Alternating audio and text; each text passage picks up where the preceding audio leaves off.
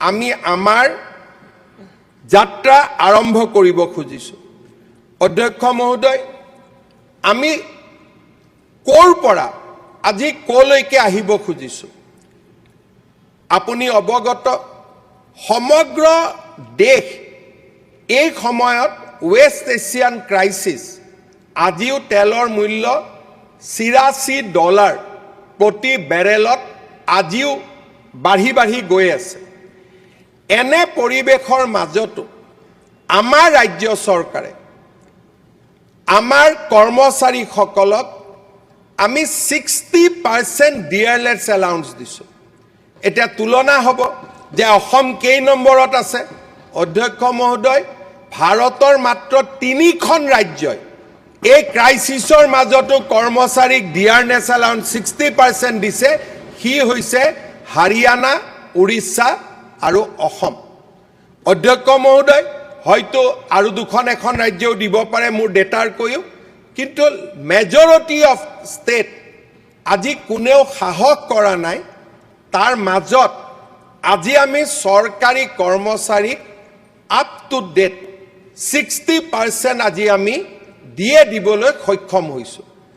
এনেকুৱা এটা অৱস্থা হৈছে অধ্যক্ষ মহোদয়, যদি 2-3 মাহ দিয়েতো দেৰি হৈছে, আমাৰ কৰ্মচাৰী পৰিষদে তাতো আহি আপত্তি কৰে। কিন্তু অধ্যক্ষ মহোদয়, মই বুজি পাওঁ যে যিটো সময়ত পশ্চিমবংগৰ দৰে, যিটো সময়ত ডাঙৰ ডাঙৰ ৰাজ্যবিলাকে আমাক দিব পৰা নাই, সেই সময়ত ৰাজ্য চৰকাৰে আমাৰ চৰকাৰী কৰ্মচাৰীসকলকো ন্যায় প্ৰদান কৰাৰ ক্ষেত্ৰত আমি কেতিয়াও পিছ হুহুকি অহা নাই। অধ্যক্ষ মহোদয়, আজি আমাৰ মাজত সমস্যা কি? অসমত বহু দিনৰ পৰা এটা বাওঁপন্থী চিন্তাধাৰা বিৰাজমান হৈ আছে। তেখেতসকলে ৰাজ্যখনক বাঢ়িব নিদিয়ে আৰু এটা ফিউডিয়েল ষ্টেটত তেওঁলোকে মানুহক ৰাখিব বিচাৰে, যাতে মানুহে ৰাস্তালৈকে ওলাই আহে, মানুহে আন্দোলনত লিপ্ত হয়, তেওঁলোকে এনাৰ্কি ক্ৰিয়েট কৰিব খোজে। অধ্যক্ষ মহোদয়, আজি যোৱা কেইটামান দিনত আপুনি যদি দেখা পায় যে চৰকাৰে য'তেই এটা আঁচনি লৈছে তাতেই বাওঁপন্থী লোকসকলে বিৰোধিতা কৰাৰ চেষ্টা কৰিছে। অধ্যক্ষ মহোদয়, সদনত আহি কম আমাক হস্পিটাল লাগে, সদনত আহি কম আমাক ৰাস্তা লাগে, সদনত আহি কম আমাক জলসিঞ্চন লাগে, সদনত আহি কম আমাক কৃষি লাগে, কিন্তু অসমৰ বিকাশৰ বাবে আমি য'তেই আঁচনি লৈছোঁ তাতেই গৈ আমি বিৰোধিতা কৰিম। অধ্যক্ষ মহোদয়, অসমৰ বৰ্ধিত চাহিদাৰ প্ৰতি লক্ষ্য ৰাখি আমি অসমে বিকাশৰ ৰাস্তাত যাবই লাগিব। আজি যদি আমি প্ৰতিযোগিতাত লিপ্ত নহওঁ, অসম 6 আৰু 4 1 নম্বৰত তলৰ পৰা থাকিব। আৰু যদি আমি প্ৰতিযোগিতাত লিপ্ত হওঁ, অসমত যদি আমি উন্নয়নৰ প্ৰতিযোগিতাত লিপ্ত হওঁ, টাফ জব, কিন্তু আমি লাহে লাহে আমাৰ ৰাজ্যখনক আগুৱাই লৈ যাব পাৰিম। This is a era of competitive federalism.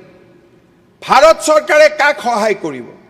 যিখন ৰাজ্যই ৰিফৰ্মৰ কথা ক'ব, যিখন ৰাজ্যই দেশক আগুৱাই লৈ যোৱাৰ কথা ক'ব, যিখন ৰাজ্যই ক'ব যে মই ইলেক্ট্ৰিচিটি ছাৰপ্লাছ হ'ম, যিখন ৰাজ্যই ক'ব মই 100% লিটাৰেচি আনিম, যিখন ৰাজ্যই ক'ব যে মই উদ্যোগীকৰণ কৰিম, যিখন ৰাজ্যই ক'ব মই ৰপ্তানি কৰিম, যিখন ৰাজ্যই ভাৰতৰ বিকাশত সহযোগিতা বিচাৰিব খুজিব, সেইখন ৰাজ্যক ভাৰত চৰকাৰে সহায় কৰিব। আৰু যিখন ৰাজ্যই ভাৰতবৰ্ষখনক আগুৱাই যাব নিদিব, নিশ্চিতভাৱে সেইখন ৰাজ্যক কোনো চৰকাৰে কেতিয়াও সহায় নকৰে। আৰু যেতিয়া সহায় নকৰিব, আপুনি সদায় সকলো ফালৰ পৰা পিছ পৰি থাকিব লাগিব। অধ্যক্ষ মহোদয়, আমাৰ পূৰ্বাঞ্চল আৰু উত্তৰ পূৰ্বাঞ্চলত কেইবাটাও নতুন পলিটিকেল এণ্ড ইকনমিক ডেভেলপমেণ্ট হৈছে। ইমান দিনে উত্তৰ পূৰ্বৰ ভিতৰত অসম আটাইতকৈ উন্নত প্ৰদেশ আছিল। আমাৰ যিখিনি সম্পদ আছিলে তাক আমি ব্যৱহাৰ কৰিছিলোঁ আৰু অসমে স্বাভাৱিকভাৱে উত্তৰ পূৰ্বৰ আটাইতকৈ বিকশিত ৰাজ্য হিচাপে স্থান লাভ কৰিছিল।